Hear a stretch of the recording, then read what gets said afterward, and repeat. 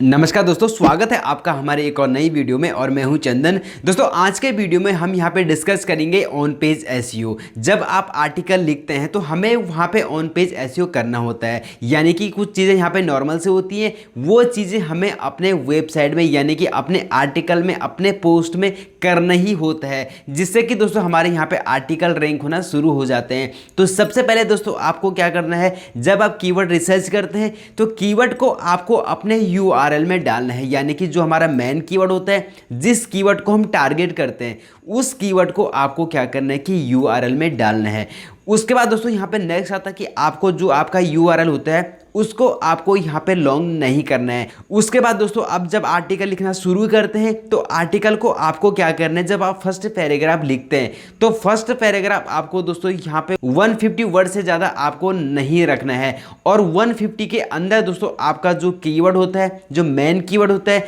उस कीवर्ड को दोस्तों आपको यहाँ पे यूज़ करना होता है। उसके बाद दोस्तों यहाँ पे नेक्स्ट आता है, जब हम यहाँ पे हेडिंग्स लिखते हैं, यानी कि जैसे H1 हो गया, H2 हो गया, H3 हो गया, तो आपको क्या करना है, H1 से लेकर H3 तक आपको यहाँ पे कीवर्ड को इंक्लूड करना है, यानी कि हमारे जो हेडिंग्स होते हैं उनमें भी आपको यहाँ पे कीवर्ड डालना होता है। उसके बाद दोस्तों यहाँ पे नेक्स्ट आता है इमेज ऑल्ट टैग, यानी कि जब आप इमेज को क्रिएट करते हैं, इमेज को डिज़ाइन करते हैं, सबसे पहले दोस्तों आपको एक चीज़ का ध्यान देना है, जब भी आप अपने आर्टिकल में अपने पोस्ट में इमेज को डालते हैं तो आपको कहीं से भी कॉपी नहीं करना है, यानी कि आपने जैसे गूगल से डाउनलोड किया और उसके बाद अपनी वेबसाइट में डाल दिया, उसमें दोस्तों आपको कभी भी कॉपीराइट का स्ट्राइक आ सकता है। अभी तो आपकी वेबसाइट यहाँ पे पॉपुलर नहीं है, यानी कि आपकी वेबसाइट को कोई नहीं जानता है। इन फ्यूचर अगर आपकी वेबसाइट पॉपुलर होगी है तो वहाँ पे दोस्तों आपको कॉपीराइट आने का इश्यू बहुत ज़्यादा रहता है। तो इसलिए आपको क्या करना है, पहले से आपको ध्यान देना है, अपनी वेबसाइट में कहीं से भी आपको कॉपी पेस्ट इमेज नहीं करनी है।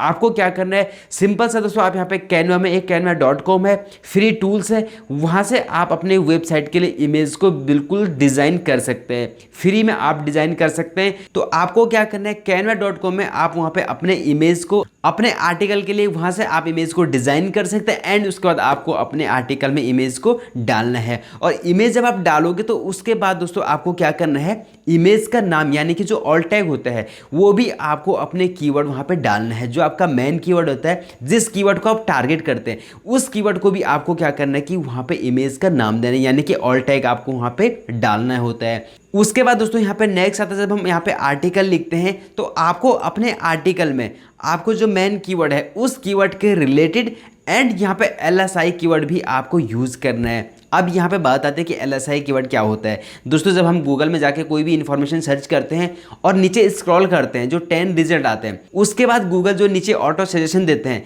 वो हम यहाँ पे LSI कीवर्ड उनको बोलते हैं। यानी कि जब हम कोई भी इन्फॉर्मेशन सर्च करते हैं तो नीचे स्क्रॉल करते हैं और सबसे नीचे आपको वहाँ पे कुछ कीवर्ड दिखाई देते हैं, तो वो भी कीवर्ड आपको क्या करना है, अपने आर्टिकल में यूज़ करना है। उसके बाद दोस्तों यहाँ पे नेक्स्ट आता है कि आपको अपनी वेबसाइट में इंटरनल लिंकिंग डालना है। इंटरनल लिंकिंग मतलब आपको अपनी वेबसाइट के लिंक डालने हैं। जैसे कि आपने एक आर्टिकल कल लिखा और आज आप एक आर्टिकल लिख रहे हैं, तो आपको क्या करना है, जो आर्टिकल आपने कल लिखा उस आर्टिकल का लिंक आप अपने आर्टिकल में दे सकते हैं, यानी कि कल वाला लिंक जो आपने कल आप आर्टिकल को पब्लिश किया उस आर्टिकल का लिंक आपको, जो आर्टिकल आज आप लिख रहे हैं उस आर्टिकल में आपको वहाँ पे लिंक देना होता है। इसे कहते हैं हम यहाँ पे इंटरनल लिंकिंग। उसके बाद दोस्तों यहाँ पे आता है एक्सटर्नल लिंकिंग। तो एक्सटर्नल लिंकिंग भी दोस्तों हमें अपनी वेबसाइट में देनी होती है, यानी कि दोस्तों आप वहाँ फेसबुक का भी दे सकते हैं, इंस्टाग्राम का भी दे सकते हैं, यूट्यूब का भी दे सकते हैं। आपकी वेबसाइट से रिलेटेड अगर किसी की वेबसाइट है, कोई अच्छी वेबसाइट है जहाँ से उनको, किसी यूज़र को वहाँ पे अच्छी नॉलेज मिल सकती है,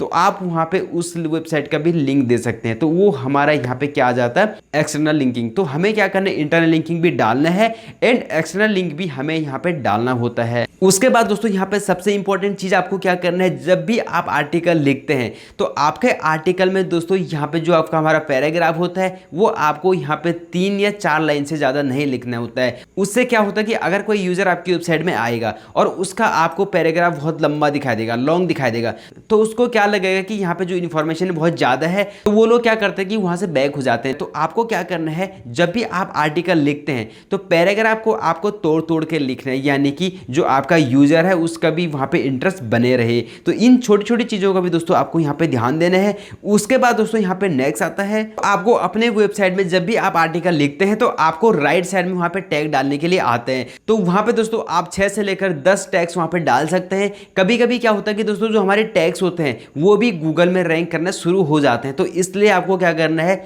जब भी आप आर्टिकल लिखते हैं, पोस्ट डालते हैं, तो टैग डालना भी दोस्तों हमारे लिए वहाँ पे काफ़ी इंपॉर्टेंट हो जाता है। तो हमें क्या करना है कि टैग्स भी आपको वहाँ पे डालने होते हैं। एंड नेक्स्ट एंड लास्ट आता है दोस्तों, यहाँ पे आपको क्या करना है, अगर आपके वेबसाइट में यहाँ पे 6-7 आर्टिकल आपने पहले से लिखे हुए हैं तो आपको क्या करना है, उन आर्टिकल को दोस्तों आपको क्या करना है, जो आर्टिकल आज आप लिख रहे हैं उस आर्टिकल के नीचे आपको 5-6 आर्टिकल का वहाँ पे नाम देना है, यानी कि टाइटल देना है, और उन टाइटल पे आपको हाइपर लिंक लगाना है, यानी कि आपको उन आर्टिकल का वहाँ पे लिंक लगाना है। उससे क्या होता है कि दोस्तों अगर आपके आर्टिकल किसी को पसंद आया तो वो क्या करेगा, नीचे आपके जो और भी आर्टिकल हैं उनमें भी क्लिक करेगा और वहाँ से भी आपको क्या मिलेगा, ट्रैफिक मिलेगा। तो आपको ध्यान देना है दोस्तों, ये जितने भी चीज़ें आज मैंने आपको बताया, यहाँ पे जितने भी टिप्स मैंने आज आपको बताया, ये सारे टॉपिक दोस्तों आपको नोट करना है एंड आपको दोस्तों ये अपनी वेबसाइट में यहाँ पे फॉलो करना है, जिससे कि दोस्तों हमारी वेबसाइट की जो एसईओ होता है एंड यहाँ पे रैंकिंग होता है वो आपकी यहाँ पे इंक्रीज हो जाएगी। तो दोस्तों आई होप कि आप लोगों के समझ में अच्छे से आ गया होगा